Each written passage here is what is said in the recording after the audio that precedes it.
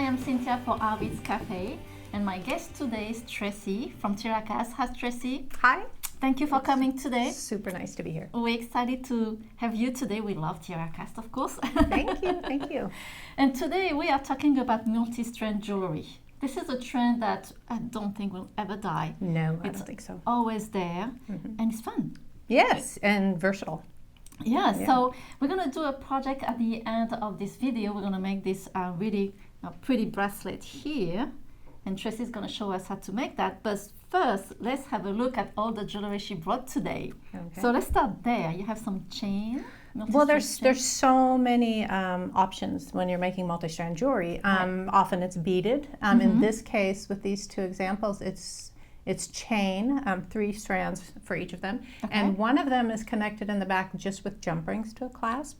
And the other one actually uses a 3-to-1 connector at the end. So that, you know, the trick with making a multi-strand necklace is just adding a little bit of length with each strand. Right. And the 3-to-1 connectors make that real easy. Okay. And the silver one has some letters. So is there like a little story on that necklace? Oh, this is something we did a couple of years ago when we released our letter charms. We made kind of a mother's necklace. So it has little birthstones and initials of, it would be like a mother, the initials of a mother's children. You know? That's really cute. Yes. This is stunning. Yes, you know, this is sort of a vintage TierraCast piece that we've had in the archives for a long time, and I have to say I don't even know who designed it. So if you're watching and you're the designer of this, you get credit. So it also is using some of our 3-hole separator bars and 3-to-1 end connectors. Beautiful. And, yeah, so here you have like a bar and you use it differently in that necklace. Yes, this was a fun design challenge. I wanted to I needed something to be able to hang the dangles down at the bottom. And so I just set these 3-hole bars on their ends, sort of, and did it that way. And it came out, I was happy with the way it came out. That's a great idea. Love it. And this bracelet too, again, so sweet. This is a little bit innovative, a little different for how to use that. And again, I'm afraid I'm not sure who designed that. It's something that's been in our archives for a while. But just a real clever way to use a 3-hole bar. Yes. Yeah. This one, fun. I love it too, with fabrics. Kind of multimedia, fabrics, chain, seed bead strands. And that's using one of the 12-hole bars. So. That was a lot of connecting. Lots of jump rings in there. It is really worth it though, it's beautiful. And you have some toggle clasps also, they are multi-strand, I love those. We have what we call our D-ring clasps, and they come with 2 end pieces and then a toggle bar. And we have them in a 3-hole style and also a 5-hole. And they make great multi-strand bases, obviously. Yes, this is beautiful. I love all those strands together. Yeah. This is the kind of the bracelet that we're going to make. This is the original example of the version we're going to make today, and it uses some of our little simple 3-hole connectors and a little 3-to-1 connector at the end. This one I love too. It's kind of a braided bracelet. This one we used one of the 3-to-1 connectors at the end, and then at this end we have these Swarovski Rivoli frames, and one of the versions has 3 holes on one side, so it was perfect. That's such a great idea. It's kind of a mix. You're thinking, okay, I'm going to put the same end, but now you mix it with the Rivoli. I love it. Yes. What I love also in this bracelet, you use all the spacers in one strand. You know, I always think uses spacers in between beads, but here it looks like a chain. I mean, it's got a good feeling also. It's heavy. It's really a beautiful bracelet. I love it. And then this one too, I think it's really fun. You have a focal piece. Well, and when you're making multi-strand jewelry, like we were saying at the beginning, there's so many options, and you can use different things for different textures.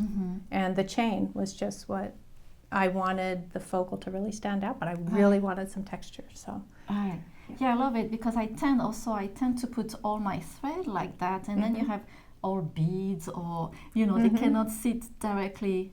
They don't look nice when they sit directly here, but I love that you put first the link and then you put all the chains. So it gave a really nice, clean design.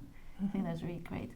Love this one too. And what you did here with the clasp?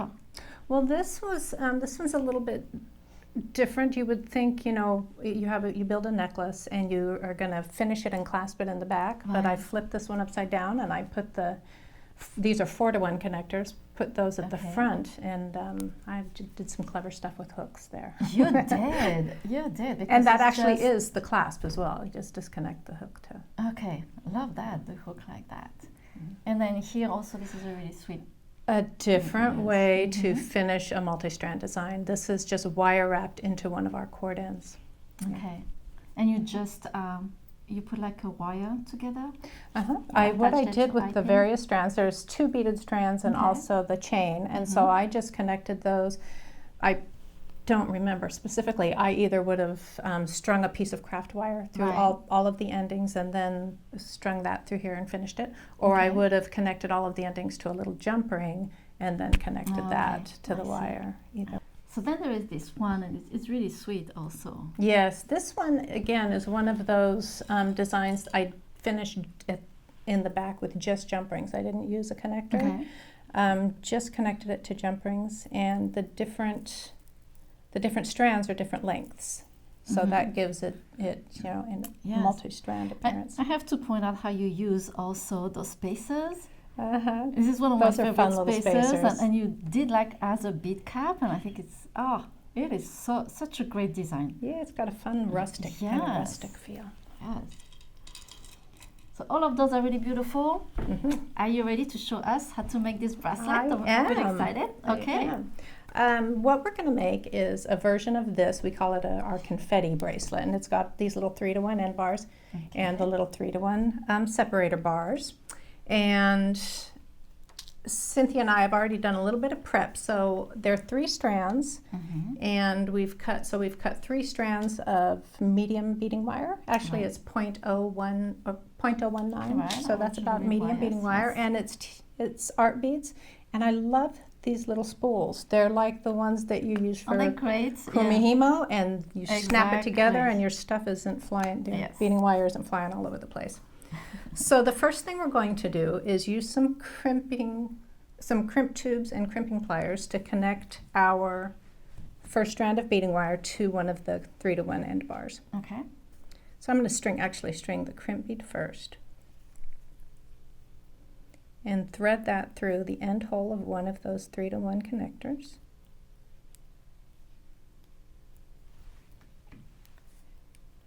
Those crimp tubes are always so small.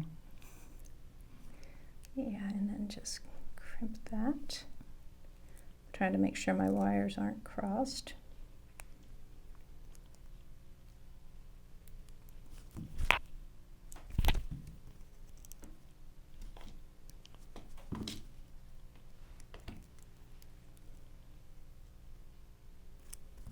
Okay, so got my wire connected. Now the pattern of this bracelet is going to be, the 2 outer strands are going to be 3. What gives it that little wavy wavy effect is it's 3 and then 5 and then 3 and then 5 and then 3 and then 5, and that's the 2 outside strands, and then the inside strand is just 4 all the way down, and that's how it gets that little wavy kind of effect. For the first beads though, I'm just going to string, because I've already taken up a little bit of space with that crimp bead, I'm only going to string 2. Okay. And so we're starting with the outside right now. We're going to start with an outside strand. And the idea here, we're using again your seed bead blends, and the idea is to be random, so you got to try not to think too much about which bead you choose next, and it's really hard because then you end up with 2 brown ones next to each other and you get frustrated. But really, we're going for a random effect. So I'm going to string 2, and then I'll start that 5 and then 3 pattern. So I've got my 2 and then a 3-hole bar. Oh, I almost forgot the bar. That's an important part. And then you say 5? And then 5. Okay. And then another bar.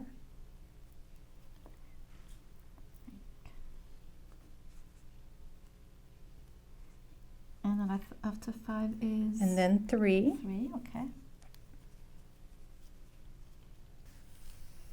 So I am at the end of my first strand. Okay, I'm gonna watch you. I've repeated my pattern until I used up 6, 7, 8, 9 of those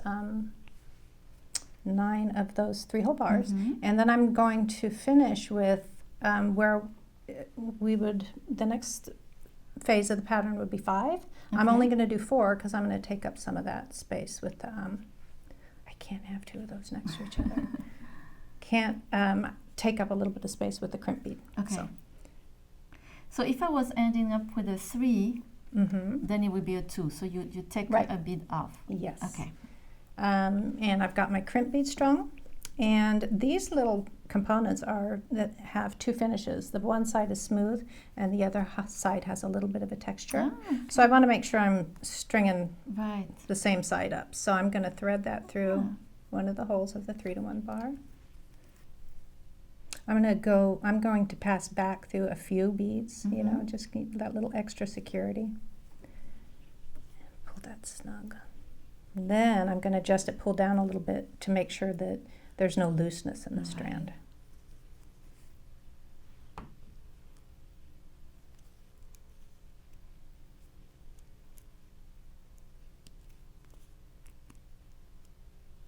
Okay, and then I can trim off that extra.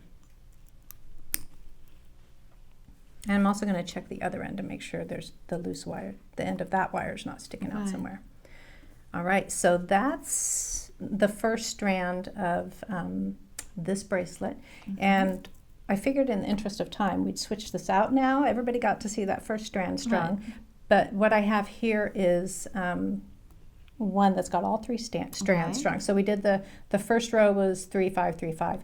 The middle strand, we're going to start with 3 and then move to just 4 all the way down. Okay. And then the final strand is again 3 to 5, but from the, a reverse order. So on this side, we started with the 2, and then on this side, we're going to start with 4. Okay. And so that's the pattern for it. And then we can just finish it up by putting on a toggle clasp.